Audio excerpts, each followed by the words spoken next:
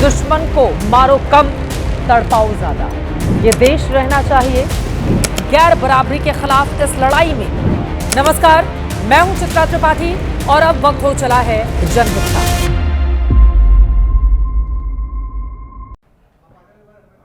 Orient bell tiles studio से आप देख रहे हैं एबीपी न्यूज। नमस्कार, मैं हूं चित्रा त्रिपाठी और आप देखना शुरू कर चुके हैं जनहित। अगस्त महीने के आखिरी हफ्ते में हम हैं, मगर भारी बारिश से पहाड़ी राज्यों में तबाही की तस्वीरें लगातार सामने आ रही हैं। या यूं कहें कि अगस्त का महीना पहाड़ों से लेकर मैदानी इलाके तक सबके लिए बेहिसाब बर्बादी और दर्द लेकर आया है। जम्मू में हालात बेहद खराब हो चले हैं। कल सुबह से आज सुबह तक 380 मिलीमीटर बारिश दर्ज की गई है। इतनी बेहिसाब और अप्रत्याशित बारिश इसके पहले साल 1910 में यहां पर दर्ज की गई थी। जरा सोचिए, तब देश आजाद नहीं था, यानी कि आज से तकरीबन 115 साल पहले। बादल फटने की अलग अलग घटनाओं से हिमाचल, पंजाब की नदियां भी उफान पर हैं। मगर यह ऐसा महीना है जब सावन की समाप्ति के बावजूद लोग अलग अलग तीर्थ स्थलों के लिए निकले हुए हैं ईश्वर के दर्शन के लिए, खासकर उन हिस्सों में जो बाढ़ और बारिश से सबसे ज्यादा प्रभावित हैं। ऐसे में एक जिम्मेदार चैनल होने के नाते हम उन तमाम लोगों को सावधान करना चाहते हैं कि इस वक्त पहाड़ी राज्यों में जहां पर मौसम खराब है, वहां की यात्रा थोड़े समय के लिए, थोड़े दिनों के लिए टाल दें। कई लोगों को लग रहा होगा कि उन्होंने होटल बुक कर रखी है, ट्रेन का टिकट हो चुका है, ऐसे में अब तो हर हाल में जाएंगे। मगर यह बात आप ध्यान में रखें कि जान है तो जहान है, तो फिलहाल आप इसका मोह अभी तुरंत त्याग दें। मौसम जब ठीक होगा तब आप पूरी तसल्ली के साथ, तैयारी के साथ दर्शन के लिए अपने परिवार संग निकल जाएं।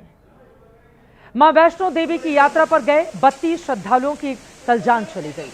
कुछ लोग यात्रा पर जा रहे थे, कुछ श्रद्धालु देवी दर्शन करके वापस आ रहे थे, लेकिन चट्टान गिरी, मलबे में दब गए। खराब मौसम के कारण उन्हें बचाया नहीं जा सका। अलग अलग तस्वीरें आपके सामने रख रहे हैं। हिमाचल के चंबा में मणिमहेश की यात्रा के लिए भी सैकड़ों श्रद्धालु गए हुए हैं, लेकिन वहां पर मौसम खराब होने के कारण लोगों से संपर्क ही नहीं हो पा रहा। भारी बारिश और बाढ़ के कारण श्रद्धालु जहां तहां फंसे हुए हैं। चंबा जिले का संपर्क देश के बाकी हिस्सों से कटा हुआ है। भारत पाकिस्तान की सीमा पर बसे सिखों के बड़े धर्मस्थलों में से एक करतारपुर कॉरिडोर और डेरा बाबा नानक के पास के इलाकों में रावी नदी का पानी घुस आया है। यहां 5 से 7 फीट तक पानी करतारपुर कॉरिडोर के गुरुद्वारे में बह रहा है। और जम्मू कश्मीर के डोडा जिले के गुप्त गंगा नदी के पानी ने रौद्र रूप अख्तियार कर रखा है। इस वजह से यहां पर श्रद्धालु नहीं जा रहे, क्योंकि उनके आने जाने पर रोक लगा दी गई है। हिमाचल में ही कुल्लू, मनाली और मंडी का बुरा हाल है। पंचवक्त्र मंदिर के पास ब्यास नदी का पानी पहुंच गया है, जिसके कारण दर्शन पूजन बंद है। अब भी पानी मंदिर के पास से तेज रफ्तार में बह रहा है। इन तस्वीरों को दिखाने का हमारा मकसद सिर्फ यही है कि बाढ़ और बारिश की वजह से इन तीर्थ स्थलों के पास खतरा बढ़ गया है। प्रशासन पूरी तरह से अलर्ट पर है, मगर एहतियात बरतना बेहद जरूरी है। आपका सावधान रहना बेहद जरूरी है।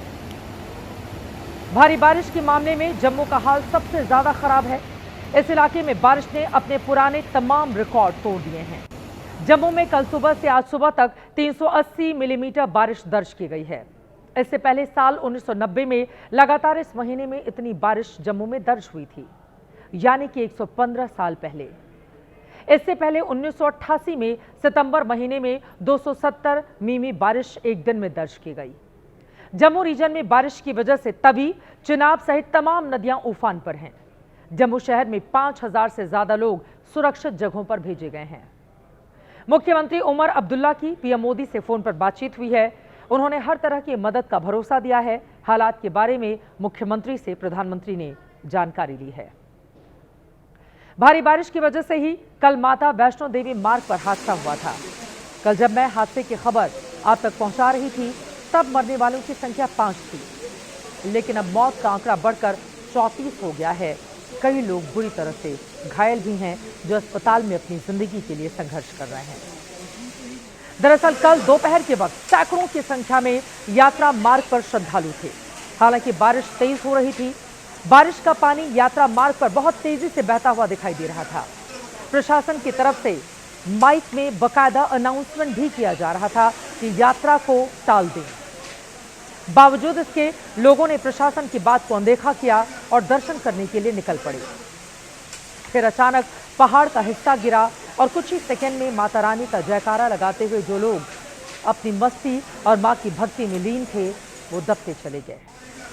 34 श्रद्धालु काल के गाल में समा गए।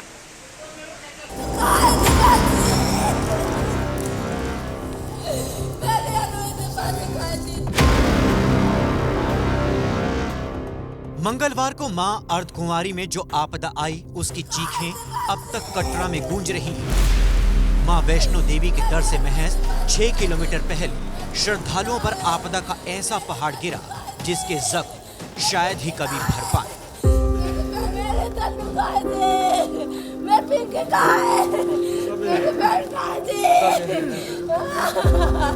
माता रानी आपको क्यों ले गए, मेरी बहन को क्यों ले गए?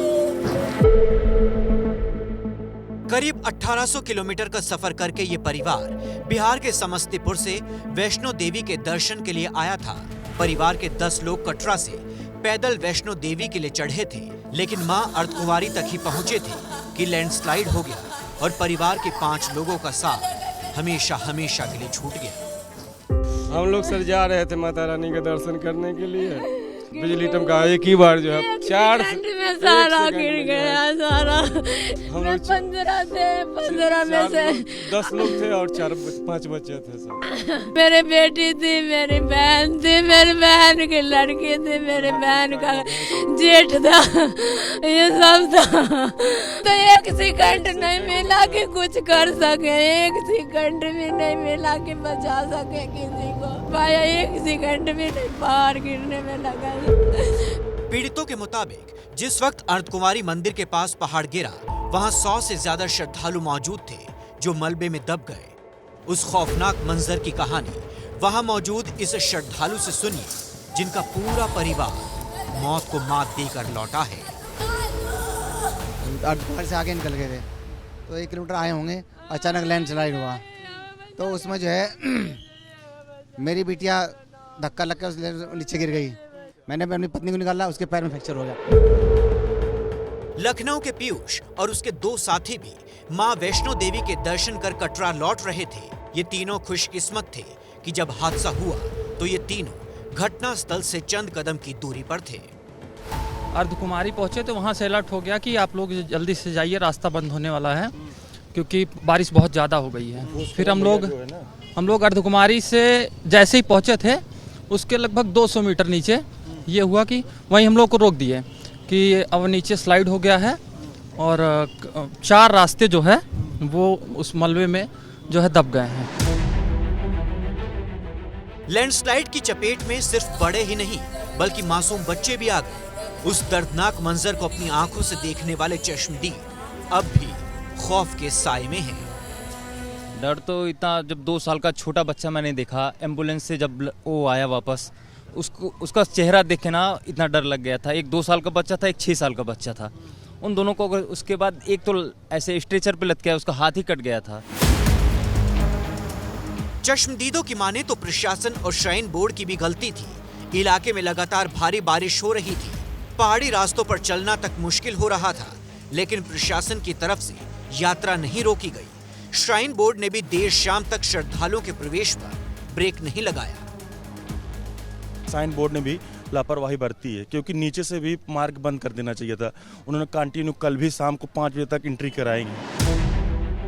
लगातार हो रही बारिश के सामने अर्धकुंवारी के करीब पहाड़ ने सरेंडर कर दिया। पहाड़ का बड़ा हिस्सा श्रद्धालुओं के ऊपर जा गिरा, जिससे ना जाने कितने परिवार उजड़ गए।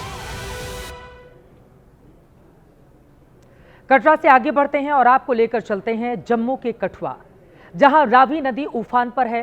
नदी किनारे मौजूद सीआरपीएफ का कैंप भी सैलाब की चपेट में आ गया। करीब 2 दर्जन जवानों को बचाने के लिए सेना को मोर्चा संभालना पड़ा। गनीमत यह रही कि रेस्क्यू ऑपरेशन को वक्त रहते अंजाम दिया गया, वरना यहां पर बहुत बड़ा हादसा हो सकता था।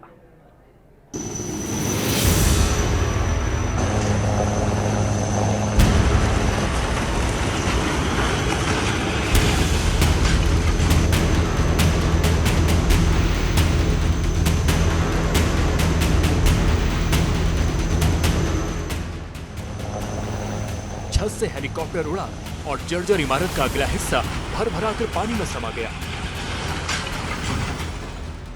गनीमत रही कि कोई अनहोनी नहीं हुई, वरना खतरा सिर्फ कुछ गज की दूरी पर था। वैसे इस तरह के खतरों से खेलने में हमारी सेना को महारत हासिल है। तस्वीरें जम्मू कश्मीर के कठुआ की हैं, जहां सीआरपीएफ के जवान और आम नागरिक बाढ़ के भंवर में फंसे थे। निकलने का कोई रास्ता नहीं था। ऐसे में हमेशा की तरह भारतीय सेना के जवान देवदूत बनकर पहुंचे। दरअसल सेना को सूचना मिली कि पठानकोट से 14 किलोमीटर दूर रावी नदी पर बने बाद माधोपुर हेडवर्क्स के करीब सीआरपीएफ के 22 जवान और 3 आम नागरिक फंसे हैं। ऐसे में सुबह 6 बजे रेस्क्यू ऑपरेशन शुरू हुआ। पुरानी इमारत की छत को ही हेलीपैड बनाया गया। सेना के जाबाज हेलीकॉप्टर लेकर छत पर उतरे और बचाव अभियान शुरू किया।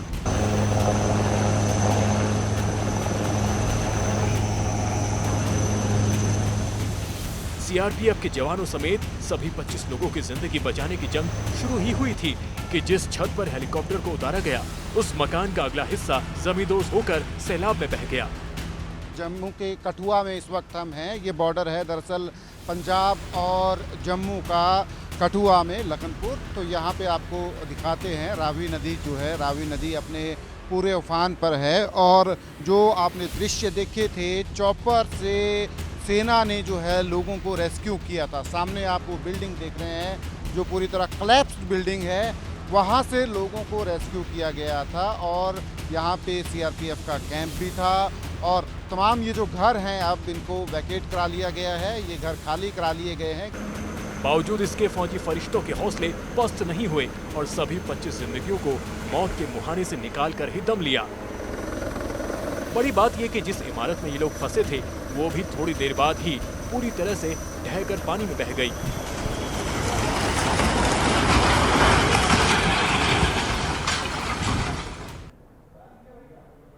मैंने आपको जनहित की शुरुआत में ही बताया कि जम्मू में बारिश का जो रूप दिखा है वो 115 साल पहले देखा गया।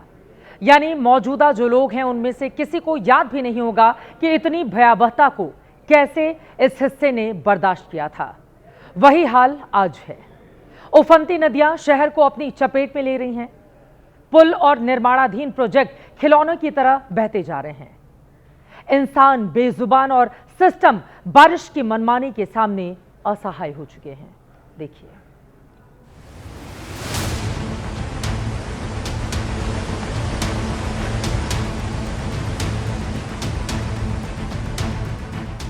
तवी नदी का सितम जम्मू में कम होने का नाम नहीं ले रहा है।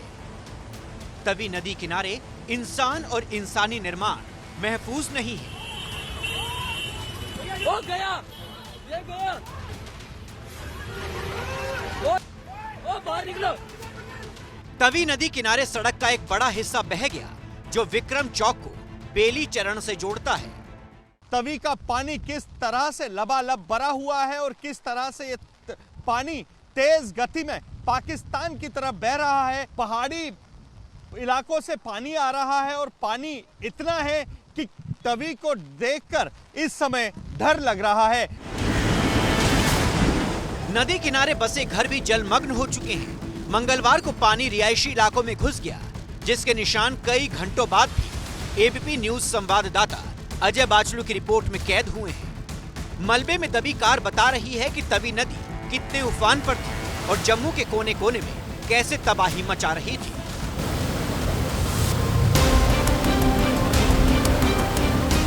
जम्मू में चौथे दिन बारिश हो रही है और लगातार बारिश के बाद सिर्फ नदी उफान पर नहीं आई, बल्कि जगह जगह लैंडस्लाइड हुआ।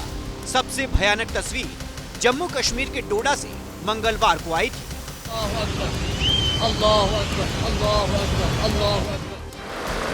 जम्मू और उधमपुर में बादल ऐसे बरसे कि 50 साल पुराना रिकॉर्ड ध्वस्त हो गया। भारी बारिश की वजह से जम्मू श्रीनगर हाईवे बंद है। दूसरी तरफ उधमपुर पुलिस की अपील है कि लोग बहुत जरूरी काम होने पर ही घर से बाहर निकले। जो रोड हैं, जो पत्थर हैं, शूटिंग स्टोन आ रहे हैं, तो इससे बचने के लिए लोग जो हैं कम मूवमेंट करें। पुलिस लोगों से घर में ही रहने की अपील कर रही है, क्योंकि रास्तों पर सैकड़ों टन मलबे का कब्जा हो चुका है। 6 लेन वाला जम्मू श्रीनगर नेशनल हाईवे भी मलबे के सामने सरेंडर कर चुका है। मैं इस समय जम्मू श्रीनगर राष्ट्रीय राजमार्ग पर हूं। नेशनल हाईवे जो कि यहां पर कम से कम 6 लेन नेशनल हाईवे था, जिसमें 6 लेन्स थी। अभी मात्र इतने सा रोड जो है वो खोला गया है जेसीबी की मदद से, ताकि इस रोड पर जो है ट्रैफिक सुचारू किया जा सके। जम्मू रीजन में बीते 38 घंटों से भारी बारिश हो रही है, जिसके कारण बाढ़ और लैंडस्लाइड से पुल और सड़कें बुरी तरह से क्षतिग्रस्त हुई हैं। बताया जा रहा है कि जम्मू में पिछले कई दशकों में सबसे ज्यादा बारिश हो रही है। ये कुदरत की मार है। कहने को कहा जा सकता है कि इसमें सरकार, सिस्टम, प्रशासन और इंसान क्या कर सकता है। सारी की सारी तैयारियां कुदरत के आगे फेल हो जाती हैं। लेकिन हमने इस तबाही के कुछ कारण तलाशे हैं। ये जानने की कोशिश की है कि क्या सिर्फ प्रकृति को दोष देकर अपनी जिम्मेदारी से पल्ला झाड़ा जा सकता है, या फिर इसमें व्यवस्था का दोष ज्यादा है।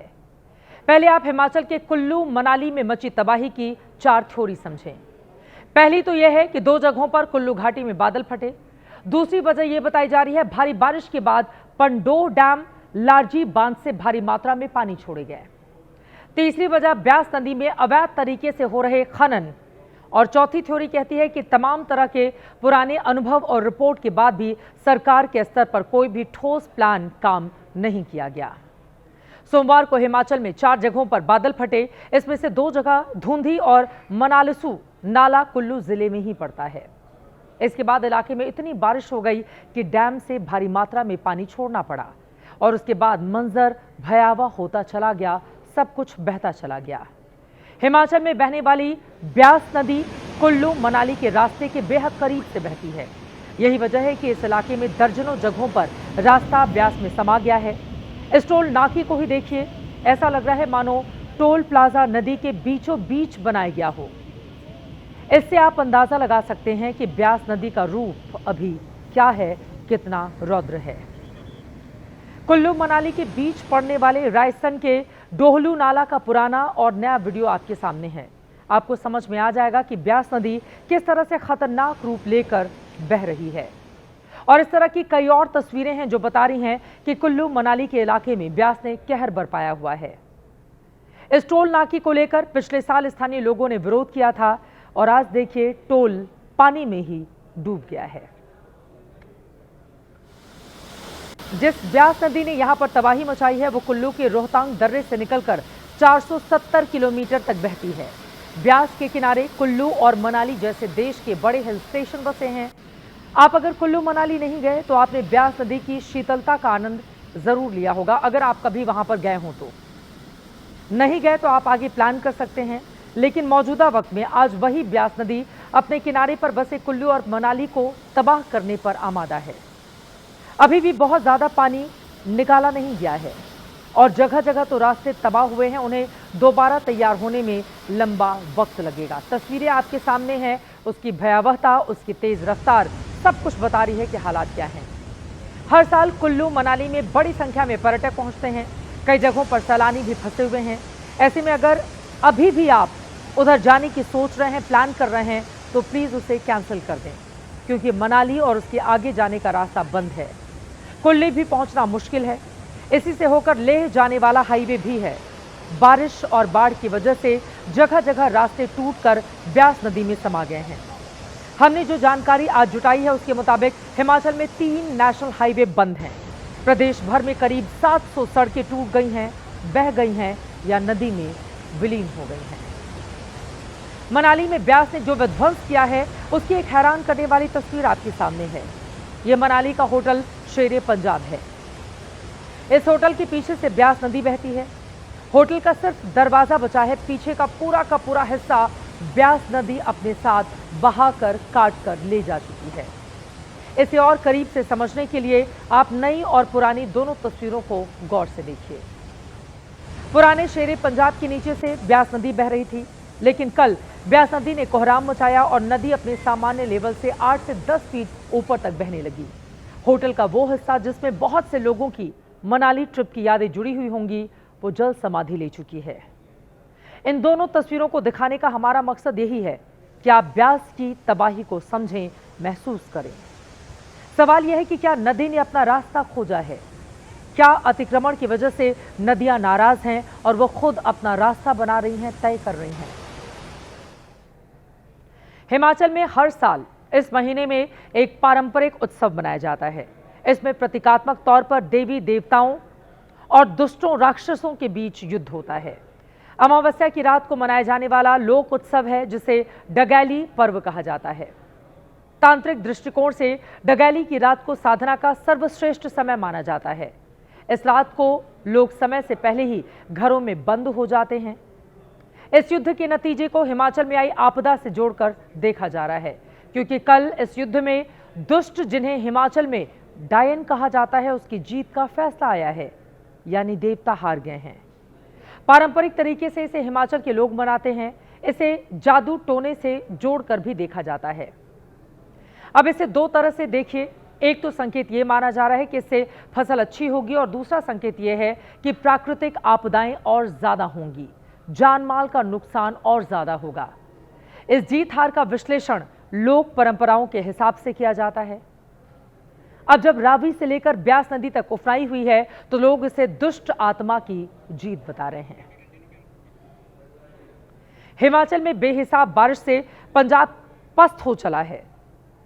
आपने हिमाचल की तस्वीरें आपने देख ली, लेकिन पंजाब की तस्वीरें अब आपके सामने रखते हैं। आलम यह है कि सूबे की तमाम नदियों का दायरा खेत, खलिहान और मकान तक पहुंच चुका है।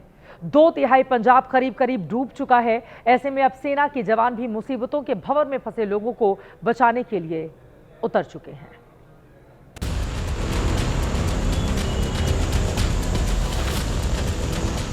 पड़ोसी राज्य हिमाचल प्रदेश में मूसलाधार मुसीबत से पंजाब में तमाम नदियां, नहरें उफान पर हैं। खासकर पठानकोट जिले की हालत बेहद खराब है। यहां सूबे की पुलिस और एनडीआरएफ बाढ़ में फंसे लोगों को सुरक्षित ठिकानों तक पहुंचाने में जुटी है, लेकिन पानी का प्रकोप बढ़ता ही जा रहा है। ऐसे में अब सैलाब में सेना भी उतर चुकी है। एनडीआरएफ के जवानों ने भी इसी तरीके से स्ट्रेचर के ऊपर जो है एक महिला को रेस्क्यू किया था इस इलाके से। अब सेना के जवान जो हैं इस शख्स को जो है बचा कर ला रहे हैं। बहुत चैलेंजिंग काम है, पानी का बहाव बहुत तेज है। सबसे पहले बीमार, बुजुर्ग और बच्चों को निकाला जा रहा है। लाचारों को स्ट्रेचर पर सुलाकर तो बच्चों को गोद में बैठाकर। पठानकोट के हालात कितने पस्त है, इसे आप बाढ़ पीड़ित इस महिला की जुबानी ही सुनिए। बहुत बुरा है वहाँ पे हाल, बहुत बुरे हैं। लोगों ने कुछ खाया है कुछ सुबह से? कुछ नहीं, कुछ नहीं खाया। सभी भूखे हैं, बच्चे भी भूखे हैं हमारे। पंजाब के 23 में से 16 जिले कुदरत का क्रोध झेल रहे हैं। बाढ़ की चपेट में गुरदासपुर जिला भी है, जहां नवोदय विद्यालय की पूरी एक मंजिल पानी में डूब गई, तो 400 बच्चों और शिक्षकों ने दूसरी मंजिल पर पनाह ली। समय पर सरकारी मदद नहीं पहुंची तो आसपास के गांव वालों ने ही ट्रैक्टर से बच्चों को बचाना शुरू किया। दंग रह जाएंगे देख के कि गांव के लोग किस तरह से बच्चों को रेस्क्यू कर रहे हैं। प्रशासन नहीं है यहाँ पे, प्रशासन नदारद है, पर गांव के लोग जो है यहाँ पे बच्चों को निकाल रहे हैं, वहाँ से बच्चों को रेस्क्यू करके ला रहे हैं। भारी बारिश की वजह से कई लोग बेघर हो चुके हैं। होशियारपुर जिले के पडेलिया गांव में एक ही परिवार के 3 घर पूरी तरह से ढह गए हैं। जो नदियां पंजाब के लिए वरदान मानी जाती हैं, वो इन दिनों बाढ़ की वजह से अभिशाप बनी हुई हैं। आलम यह है कि करीब 50,000 हेक्टेयर में लगी फसलें बर्बाद होने की कगार पर हैं। गुरदासपुर, पठानकोट, तरन तारण, फिरोजपुर, फाजिलका, तमाम पंजाब के जो ये डिस्ट्रिक्ट्स हैं, जो दरियाओं के, नदियों के किनारे जो गांव हैं, उनमें बाढ़ के हालात हैं। कैमरा पर्सन अमित शर्मा के साथ सचिन कुमार, AP न्यूज़, पठानकोट। पंजाब में रावी नदी के रौद्र रूप ने इस पार से उस पार तक त्राहिमाम मचा रखा है। भयंकर बाढ़ से पाकिस्तानी पंजाब में किस कदर कोहराम मचा है, उसकी सबसे डरावनी तस्वीर करतारपुर साहिब से सामने आई है। करतारपुर के गुरुद्वारा दरबार साहिब में चारों तरफ पानी ही पानी है। बताया जा रहा है कि रावी नदी में आई बाढ़ की वजह से रात के करीब 3 बजे ही करतारपुर साहिब का निचला हिस्सा पूरी तरह से डूब गया। फिलहाल गुरुद्वारा दरबार साहिब में 5 से 7 फीट पानी भर चुका है। ऐसे में यहां धार्मिक गतिविधियां रोकनी पड़ी हैं, साथ ही श्रद्धालुओं की आवाजाही भी बंद है। आप 2 तस्वीरें एक साथ देखिए। पहली तस्वीर आम दिनों की है जब करतारपुर साहिब तीर्थयात्रियों से गुलजार रहता है, जबकि दूसरी तस्वीर बिल्कुल नई है जब यहां पर हर जगह सिर्फ पानी ही पानी, चारों तरफ जहां पर आप नजर उठाकर देखेंगे सिर्फ पानी सैलाब आपको दिखाई देगा। गुरुद्वारा श्री करतारपुर साहिब पाकिस्तानी पंजाब प्रांत के नारोवाल जिले में है। यह हमारे पंजाब के गुरदासपुर जिले के ऐतिहासिक शहर डेरा बाबा नानक के पास भारत पाकिस्तान सीमा से लगभग 4.5, आपको बता दें कि काफी दूरी पर है। करतारपुर गांव रावी नदी के पश्चिमी तट पर स्थित है, जबकि गुरुद्वारा डेरा बाबा नानक रावी नदी के पूर्वी तट पर स्थित है। श्री करतारपुर साहिब कॉरिडोर पर भारत और पाकिस्तान में 2019 में समझौता हुआ था। ये 5 साल के लिए वैध था, जिसे 2024 में अगले 5 साल के लिए बढ़ा दिया गया। इस समझौते के तहत भारतीय तीर्थयात्रियों और ओवरसीज सिटीजन ऑफ इंडिया यानी कि OCI कार्ड धारकों के लिए भारत से पाकिस्तान स्थित गुरुद्वारा दरबार साहिब करतारपुर तक पूरे साल दैनिक आधार पर वीजा मुक्त यात्रा का प्रावधान किया गया। गुरुद्वारा दरबार साहिब करतारपुर जाने वाले सभी तीर्थयात्रियों को उसी दिन भारत वापस आना होता है। पाकिस्तान हर तीर्थयात्री से प्रत्येक यात्रा के लिए 20 अमेरिकी डॉलर वसूलता है। एक अनुमान के मुताबिक 400 तीर्थयात्री रोजाना करतारपुर साहिब मत्था टेकने के लिए जाते हैं। करतारपुर गुरु श्री नानक देव जी का अंतिम विश्राम स्थल था। यहीं पर उन्होंने अपने जीवन के अंतिम 18 वर्ष बिताए थे। ऐसा माना जाता है कि गुरु नानक देव जी ने सिखों के पवित्र ग्रंथ गुरु ग्रंथ साहिब के कई शब्द की रचना करतारपुर में ही की थी।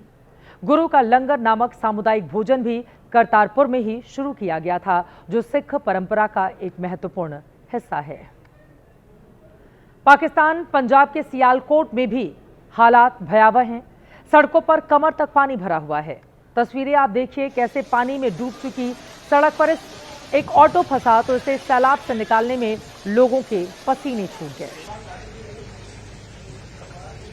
कितनी मुश्किलों का सामना लोगों को करना पड़ा है। अब 2 तस्वीरें आपके सामने हैं।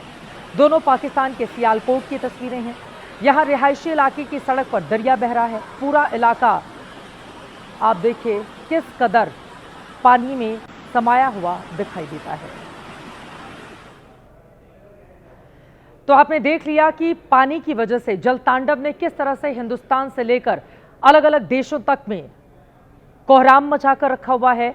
प्रकृति का ये प्रकोप कब थमेगा, आम आदमी कब सुकून की सांस लेगा, ये बड़ा सवाल बना हुआ है। पहाड़ से लेकर मैदानी इलाके तक ज्यादातर हिस्से इस वक्त डूबे हुए हैं।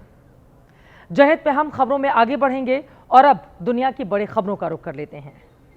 खातिर गजनबी का एक शेर है, गो जरा सी बात पर बरसों की याराने गए, लेकिन इतना तो हुआ कुछ लोग पहचाने गए।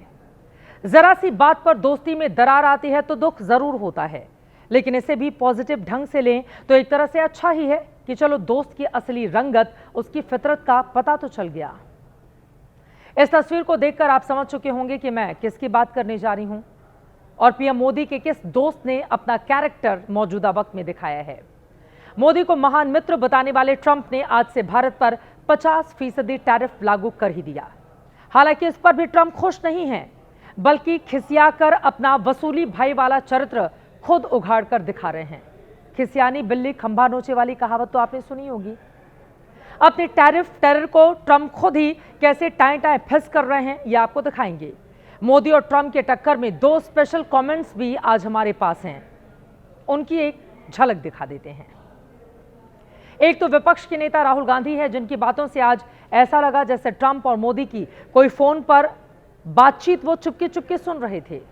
और दूसरे स्पेशल गेस्ट हैं अमेरिका की foreign expert Carol Christine Fair, जिन्होंने ट्रंप को इतनी बड़ी वाली उपाधि दे दी है कि सुन के कान झनझना जाएंगे। लेकिन इन दोनों की बात बाद में करेंगे, पहले डोनाल्ड ट्रंप की पीड़ा आपको बता देते हैं। भारत पर 50% टैरिफ लागू करने के बावजूद ट्रंप का मन शांत नहीं हो रहा और अपने टैरिफ पैतरेबाजी में पीएम मोदी के खिलाफ अब वो क्या नया आइटम लेकर आए हैं, जरा जान लीजिए। भारत पर 50% टैरिफ लागू होने से पहले ट्रंप ने अपनी कैबिनेट बुलाकर फिर से शेखी बघारी, पुराने दावे को ही नए शब्दों में लपेटा और कहा कि भारत पाकिस्तान की जंग उन्होंने ही रुकवाई थी। बार बार उनको साबित करना पड़ रहा है। क्या दिन आ गए हैं अमेरिका के राष्ट्रपति के। उन्होंने फोन करके 5 घंटे में मोदी को रोक दिया था, ये बताया। ट्रंप ने पीएम मोदी से कथित बातचीत का ब्यौरा कुछ इस तरह से दिया है। ट्रंप ने कहा कि मैंने कहा हम आपसे ट्रेड डील नहीं चाहते, आप एटमी युद्ध में उलझ जाएंगे। मैंने मोदी से कहा, ट्रंप ने कहा, कि आप 24 घंटे में सीज फायर करें वरना हम ट्रेड डील खत्म करेंगे। ट्रंप ने कहा कि हम इतना ज्यादा टैरिफ लगा देंगे कि आपका सिर घूम जाएगा। ट्रंप आगे बोलते हैं कि कल मुझे फिर फोन करना, लेकिन 5 घंटे में ही समझौता हो गया। डोनाल्ड ट्रंप के इस दावे को भी हम डिकोड करने वाले हैं, लेकिन पहले यही बयान एक बार फिर से उनके मुंह से सुना देते हैं। India and Pakistan were going to end up in a nuclear war if I didn't stop. And I'm talking to a very terrific man, Modi of India. I said, I don't want to make a trade deal. No, we want to make trade deal. I said, no, I don't want to make a trade deal with you. You're going to have a nuclear war. You guys are going to end up in a nuclear war. And that was very important to them. I said, call me back tomorrow, but we're not going to do any deals with you, or we're going to put tariffs on you that are so high. You were there, Howard, right? Yep. You're going to put tariffs on you that was so high, I don't give a damn. Your head's going to spin. You're not going to end up in a war. Within about 5 hours, it was done. अक्सर ये बातें हम सुनते हुए आते हैं कि एक ही झूठ को बार बार बोलो, 100 बार बोलो तो वो सच मान लिया जाता है। ट्रंप लगातार जिस तरह के दावे करते हुए चले आ रहे हैं भारत और पाकिस्तान के संदर्भ में, इस कहावत के जरिए उनकी बातों को जोड़ा जा सकता है। ट्रंप ने दावा किया, आपने सुना भी, कि उन्होंने पीएम मोदी को कहा कि इतना टैरिफ लगाऊंगा कि सिर घूम जाएगा, और मोदी इतने दबाव में आ गए कि रुक भी गए। लेकिन ट्रंप को यह भी बताना था कि पीएम मोदी को कथित फोन कॉल उन्होंने कब किया, तारीख उनकी क्या थी और वक्त क्या था, क्योंकि भारत सरकार के मुताबिक 9 मई की रात पीएम मोदी को उपराष्ट्रपति जेडी वेंस ने फोन किया था। ट्रंप का कॉल नहीं था। ट्रंप का 22 अप्रैल के बाद सीधे 17 जून को फोन आया था, यानी ऑपरेशन सिंदूर स्थगित करने के पूरे 37 दिनों के बाद। तो फिर ट्रंप ने यह अधकचरा सा दावा क्यों कर दिया, कैसे कर दिया? अब सवाल यह है, कहीं इसके पीछे भारत पर टैरिफ टेरर ना बना पाने की कुंठा, या फिर फोन कॉल पर उस खुलासे से हो रही फजीहत तो नहीं है जो जर्मन अखबार की ओर से किया गया है। हमने जर्मन अखबार FAZ का दावा कल ही आपको दिखाया था, जिसकी ओर से कहा गया कि ट्रंप ने बीते हफ्ते 4 बार फोन कॉल किए, लेकिन मोदी ने उनका फोन नहीं उठाया था। FAZ लिखता है कि ट्रंप की शैली टकराव की है, लेकिन भारत के आगे उनकी चल ही नहीं पा रही। बहरहाल ट्रंप के दावे पर देश में एक व्यक्ति को पूरी सच्चाई नजर आ रही है, और वो हैं नेता प्रतिपक्ष राहुल गांधी। ट्रंप पर विश्वास और मोदी पर अविश्वास को राहुल गांधी ने किस भाषा शैली में आज प्रकट किया है, सुनिए। ट्रंप ने आज कहा कि जब हिंदुस्तान पाकिस्तान का युद्ध हो रहा था, मैंने फोन उठाया और नरेंद्र मोदी से कहा कि सुन, ये जो तू कर रहा है इसको 24 घंटे के अंदर बंद कर। और नरेंद्र मोदी ने 24 घंटे में नहीं, 5 घंटे में सारा का सारा रोक दिया। मीडिया नहीं किया है कि भाइयों बहनों, मीडिया नरेंद्र मोदी की है। भाषा और शब्दों की मर्यादा पर भी एक शेर है, और वो ये है, शहंशाही का वो मिजाज लिए बेवजह की मगज में खाज लिए हैं, तो उम्मीद पर ज्यादा नहीं, अब शरीफों में मर्यादा नहीं। हो सकता है ट्रंप की यही रणनीति हो कि पीएम मोदी को वो राजनीतिक रूप से जितना असहज करेंगे, टैरिफ को लेकर उतना ज्यादा दबाव बना पाएंगे, और मोदी सरकार को उतनी ही जल्दी सरेंडर करा पाएंगे। लेकिन कल ही हमने बताया कि 50% टैरिफ की काट के तौर पर नरेंद्र मोदी ने स्वदेशी की रीब्रांडिंग तेज कर दी है। मोदी 3 बार कह चुके हैं कि कृषि और डेयरी सेक्टर में वो अमेरिका को घुसने नहीं देंगे। भारत का ये फंडा भी साफ है कि जब अमेरिका, यूरोप खुद रूस से तेल खरीदते हैं तो भारत को क्यों रोकने लगते हैं। टैरिफ के जवाब में मोदी का स्वदेशी मॉडल कितना कारगर हो सकता है, इस पर स्वामी रामदेव को सुने, जिन्होंने योग के साथ देश को व्यापार कारोबार में भी एक स्वदेशी मॉडल दिया है। भारत के पास वो रणनीति भी है। इस समय जो सरकार है वो भी, आज देश के प्रधानमंत्री जी बार बार आह्वान कर रहे हैं, सुबह से शाम तक आप जो घर में प्रोडक्ट्स का इस्तेमाल कर रहे हो, उसमें देखो कि साबुन, शैम्पू, टूथपेस्ट से लेकर के जूता चप्पल से लेकर के कपड़े से लेकर 15 अगस्त को ही उन्होंने कहा कि स्वदेशी का बोर्ड भी लगाए दुकानदारों से। दुकानदार भी कम से कम यदि पूरी दुकान पर लगा सके कि भाई यहाँ पूर्ण स्वदेशी सामान है, तो कम से कम या तो पूरी, मैं तो कहता हूँ या तो पूरी दुकान, जैसे पतंजलि के 2000 से ज्यादा सेंटर हम चला ही रहे ना, 100%, वो तो एक ही ब्रांड है वहाँ, तो ऐसे तो भारत में हजारों ब्रांड है, तो अपने पूर्ण स्वदेशी भी अपने दुकान को कर सकते हैं, ना तो कम से कम एक अपनी दुकान में इतनी 2000 फीट की दुकान है तो उसमें कम से कम आधी दुकान को तो भाई यहाँ 100% जो भी सामान रखा है स्वदेशी सामान है। तो ऐसी कुछ पहल हमें करनी पड़ेंगी और इस स्वदेशी के गौरव को प्रधानमंत्री जी कहते हैं कि कोई मजबूरी के साथ नहीं, मजबूती के साथ हम अपनाएं और दूसरों को फख्र होना चाहिए और हम दूसरों को मजबूर कर सकते हैं। प्रधानमंत्री अक्सर आपदा को अवसर में बदलने की बात कहते हैं। आत्मनिर्भर भारत, मेक इन इंडिया उन्हीं के शब्द हैं। मेक फॉर द वर्ल्ड शब्द भी अब उन्होंने दे दिया है। यह आप भी समझ रहे हैं और दुनिया भी जान रही है कि टैरिफ पर अमेरिका जो कर रहा है वो सीधे सीधे गुंडागर्दी है। खुद अमेरिकी एक्सपर्ट और ग्लोबल थिंक टैंक कह रहे हैं कि भारत से इतनी ऐंठन दिखाकर ट्रंप अपने ही पैर पर कुल्हाड़ी मार रहे हैं। अब फटाफट से उन अंदेशों को टटोल लेते हैं जो इस 50% टैरिफ के बाद भारत में लगाए जा रहे हैं। अंदेशा जताया जा रहा है कि देश की जीडीपी में 0.9% की गिरावट आ सकती है। करीब 20 लाख नौकरियां खतरे में आ जाएंगी। अमेरिका को निर्यात होने वाले 66% प्रोडक्ट पर असर पड़ेगा। अभी अमेरिका को निर्यात 7.56 लाख करोड़ है, जो कि 50% टैरिफ के बाद 4.36 लाख करोड़ का रह जाएगा, यानी 3.30 लाख करोड़ का निर्यात घट जाएगा। 50% टैरिफ का असर भारत के sea food, textile, organic chemical, carpet, furniture, jewellery and gems, steel, aluminium industry पर पड़ेगा, जिन पर यह 50% से ज्यादा हो गया है। इसके अलावा हैंडीक्राफ्ट, लेदर एंड फुटवेयर पर भी इसका असर देखा जा सकता है। भारत का माल महंगा होने से चीन, वियतनाम, बांग्लादेश, थाईलैंड, इंडोनेशिया के माल अमेरिका में ज्यादा बिकेंगे, उनका मुनाफा बढ़ेगा। ट्रंप ने जब से टैरिफ की धमकियां देनी शुरू की, सरकार ने तभी से एक्साइज शुरू कर दी थी। भारत के पक्ष में अच्छी बात यह रही कि हम निर्यात पर बहुत ज्यादा निर्भर नहीं हैं। 145 करोड़ की आबादी और परचेजिंग पावर होने से देश में ही खपत बहुत ज्यादा है। वैश्विक तौर पर अमेरिका को इसमें ज्यादा नुकसान है, यह खुद अमेरिकी थिंक टैंक बोल रहे हैं।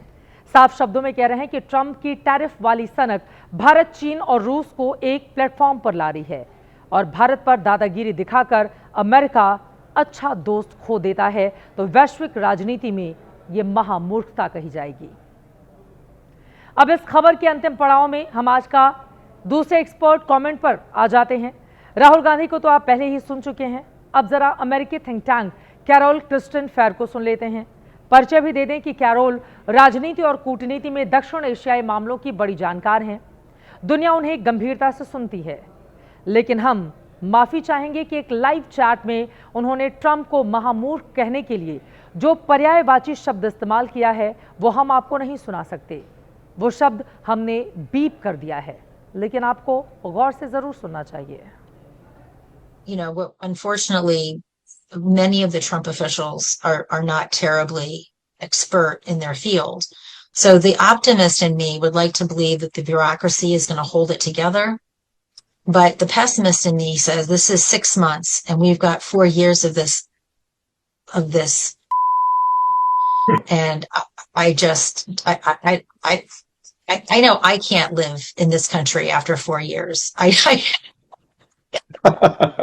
This is the word on which I keep on saying in Urdu, and my many viewers object to it. You know, that why do you use the word? You know, so you have ended up using it in an English discussion. So this is. Well, it's all feast. अब हमें beep करना पड़ा है जो शब्द, उसके जरिए आप समझ सकते हैं कि उन्होंने क्या भाषा बोली होगी ट्रंप के लिए। कैरोल ने यह भी कहा है कि बदकिस्मती से ट्रंप को 6 महीने ही हुए हैं, अमेरिका को 3.5 साल और झेलने हैं। संयोग से यही मनोभाव दुनिया के हैं कि ये 3.5 साल भी जल्दी से जल्दी बीत जाएं। अब आगे आने वाले वक्त में ट्रंप अपनी खींच और किस किस रूप में अपनाते हैं, अपनी झूठी बात को साबित करने के लिए भारत पाकिस्तान सीजफायर की खबर वो कहां और लेकर जाते हैं। ट्रंप टैरिफ बम से भी संतुष्ट नहीं हुए तो फिर आगे कदम कैसे बढ़ाते हैं, हर एक जानकारी खबर एबीपी न्यूज आप तक पहुंचाता रहेगा। और अब जनहित में आगे बढ़ेंगे, राजनीतिक खबरों का रुख कर लेते हैं। राहुल गांधी की वोटर अधिकार यात्रा का 11वां दिन है। दरभंगा से निकलकर यात्रा आज मुजफ्फरपुर पहुंची। इस दौरान कांग्रेस महासचिव प्रियंका गांधी के साथ राहुल गांधी ने बुलेट की सवारी की है। प्रियंका गांधी को बुलेट पर बिठाकर राहुल ने नया सियासी संदेश देने की कोशिश की है। प्रियंका गांधी यात्रा खत्म करके दिल्ली लौट गई हैं। राहुल गांधी की यात्रा अब सीतामढ़ी की तरफ आगे बढ़ चली है। आज राहुल की यात्रा जब मुजफ्फरपुर पहुंची तब तमिलनाडु के सीएम स्टालिन भी उनकी इस यात्रा में शामिल हुए। लेकिन राहुल की ये यात्रा अब इन मेहमानों की वजह से ही सत्ता पक्ष के निशाने पर है। कांग्रेस महासचिव प्रियंका गांधी, तमिलनाडु के सीएम स्टालिन और इनसे पहले तेलंगाना के सीएम रेवंत रेड्डी, इन तीनों को लेकर बीजेपी ने पटना से लेकर दिल्ली तक मोर्चा खोल दिया है।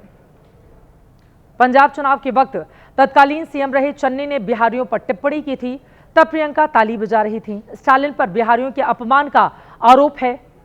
रेवंत रेड्डी बिहार के डीएनए पर सवाल उठा चुके हैं। इस वक्त तीनों वीडियो सोशल मीडिया पर वायरल हो चले हैं।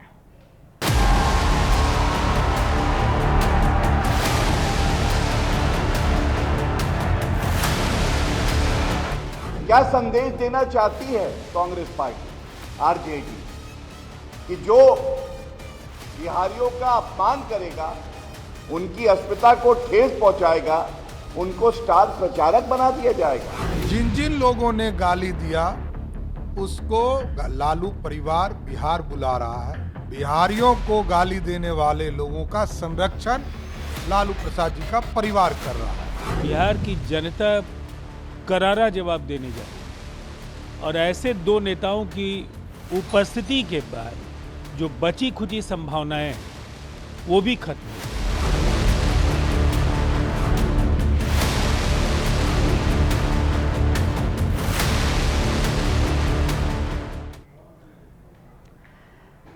अब बिहार की चुनावी फिजा में यह मुद्दा कितना आगे तक बढ़ पाता है, यह देखना महत्वपूर्ण रहेगा। और उससे भी ज्यादा महत्वपूर्ण यह कि एसआईआर को लेकर यह जो लड़ाई चल रही है, क्या उस पर विपक्षी दलों को मिलेंगे वोट, रहेगी हमारी नजर। और अब आज का जनहित मंत्र, सलाह के 100 शब्दों से ज्यादा अनुभव की एक ठोकर इंसान को बहुत मजबूत बनाती है।